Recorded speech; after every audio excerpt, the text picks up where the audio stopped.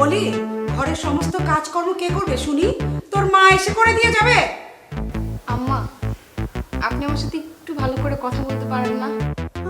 আরে আমার মহারানী রে, আপনার সাথে আমার নম নম করে কথা বলতে হবে? এই শোন, আমার সাফ সাফ কথা, ঘরের সমস্ত কাজকর্ম শেষ করে তবেই গিলবি।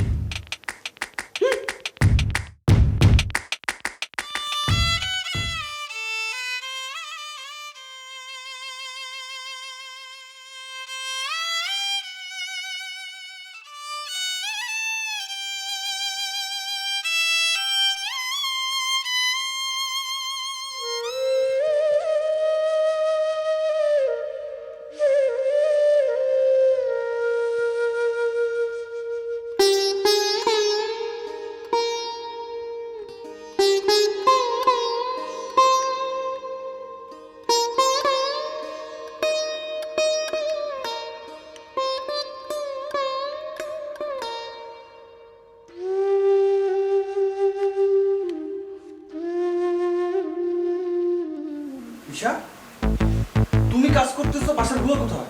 তোমার মাথা ঠিক আছে? আরে বাদ দাও তো, নিজের সংসারের কাজ তো নিজেকেই করতে হবে। তুমি ফিরে এলে যে? তাই বলে এই অবস্থায় তুমি কাজ করবে? তুমি জানো না আমাদের বেবি তোমার পেটে, একটা বিপদ হতে পারে। না আসলে আমি তো কাজ করতে চাইনি, কিন্তু মা মা বলছে তোমাকে কাজ করতে। আমি বুঝছি, এই জন্য মা কাজের বুয়াটাকে বিদায় করে দিছে। দাঁড়াও, দেখা যাক। মা, মা, এদিকে আসো তো। তোমার তো একটু বোঝা উচিত না যে অবস্থা কাজ করা যাবে কিনা?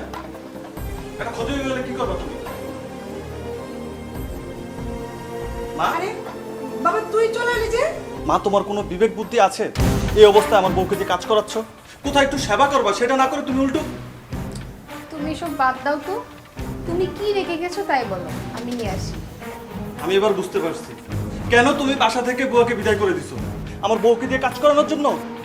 মায়ের মুখের ওপর এভাবে কথা বলতে হয় না, আমার কিচ্ছু হবে না। নেকা স্বামীর সামনে সাধু সাদা হচ্ছে। এই শোন, তোদের বিয়ে আমি মেনে নিয়েছি বলে তোদের সব কিছু আমি মেনে নিতে পারবো না। আর শোন, ভালো লাগলে থাকবি, না আর ভালো লাগলে চলে যাবি। হ্যাঁ মা, তুমি ঠিকই বলেছো। ঈশা, চলো, এই বাড়িতে আর আমরা এক মুহূর্ত থাকবো না। থাকবো না মা। মায়ের মুখের উপর এভাবে কথা বলতে হয় না, মা তো মাই হয়, মায়েরা সবসময় সন্তানের ভালোই চায়। তুমি রাগ করো না প্লিজ, আমি তোমার পায়ে ধরি। আমরা চলে গেলে মা সত্যি অনেক একা হয়ে যাবে। ঈশা, আমি তোমাকে স্যালুট না দিয়ে পারছি না। তুমি নারী জাতির গর্ব।